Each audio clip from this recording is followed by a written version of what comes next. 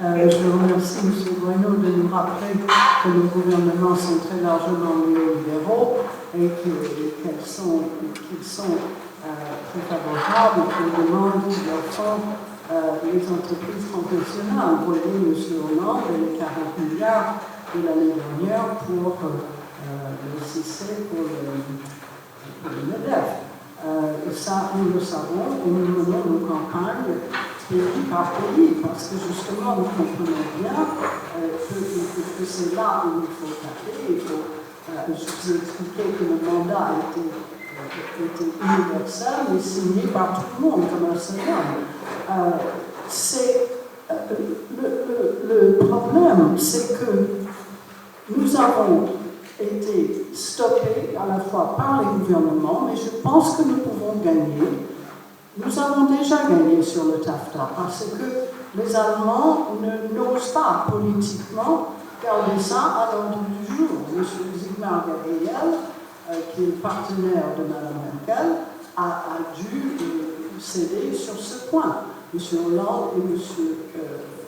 Merkel, c'est pareil, c'est un signe de faiblesse. Donc nous sommes en train de gagner. Je ne dis pas que ce soit fait, mais nous avons, avec un groupe, essayé de faire une initiative citoyenne européenne, selon les termes du traité de Lisbonne. La question que l'on voulait poser pour ce référendum a été mise au point par des juristes allemands.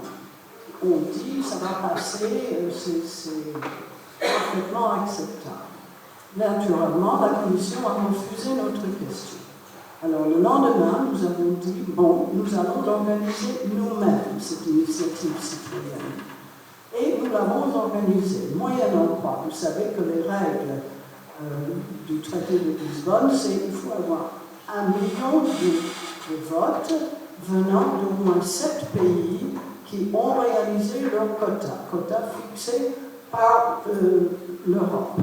Nous avons eu, au bout d'un an, non pas 1 million de voix, mais 3,4 millions de voix, venant non pas de 7 pays, mais de 23 pays, les seuls pays absents étant la Lettonie, Latvie, Estonie et Malte et Chypre, qui ne sont pas exactement les plus importants dans l'Union européenne. Tous les autres, Est et Ouest, ont réalisé, sont allés souvent très au-delà de leur quota, et ça, c'est la première fois que l'Est et le Centre et l'Ouest de l'Europe marchent ensemble sur une grande campagne. Maintenant, nous sommes une force. Je crois que ça, c'est un véritable progrès.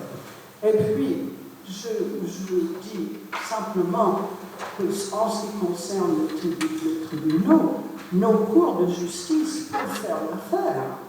On n'a pas besoin encore de ces arbitres, parce qu'on a ça. Pourquoi? Parce qu'historiquement, au début du développement des traités bilatéraux, le premier étant l'Allemagne avec le Pakistan, l'Allemagne s'est dit, je ne fais pas trop confiance aux tribunaux du Pakistan. Mais la France, ce n'est pas la République du Congo, n'est-ce pas? Nous ne sommes pas dans un pays qui a un système, aucun pays européen, aucun pays développé, et maintenant un système de justice corrompu. On n'a absolument pas besoin de ces traités. Si un investisseur a une plainte à faire, il peut le faire devant une cour normale. Je crois que ça c'est logique. Et ce qui se passe, là je suis totalement d'accord avec Paul, ça a été très bien dit par David Rockefeller au milieu des années 70, dans quelque chose qui s'appelait le Transatlantic Dialogue. Voilà. Et il a dit, les gouvernements ne font plus l'affaire, et je crois qu'il faut que quelque chose les remplace. Et pour moi, le candidat évident, ce sont les affaires. Il avait raison dans ce sens que les affaires européennes et américaines sont exactement sur la même longueur d'onde et veulent la même chose.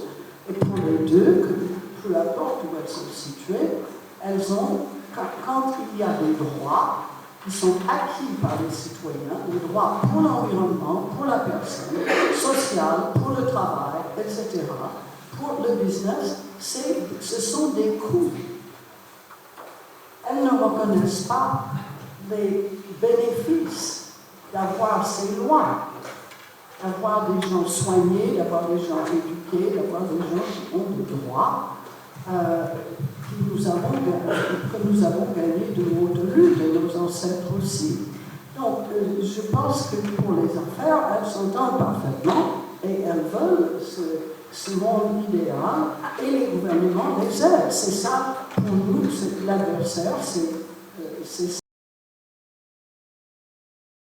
Si on veut la démocratie, il faut se joindre à ce genre de mouvement. Peut-être certains d'entre vous ont signé la pétition en France. Nous avons fait plusieurs fois notre quota, et les Allemands, naturellement, ont fait 4. Et pas dans cette catégorie.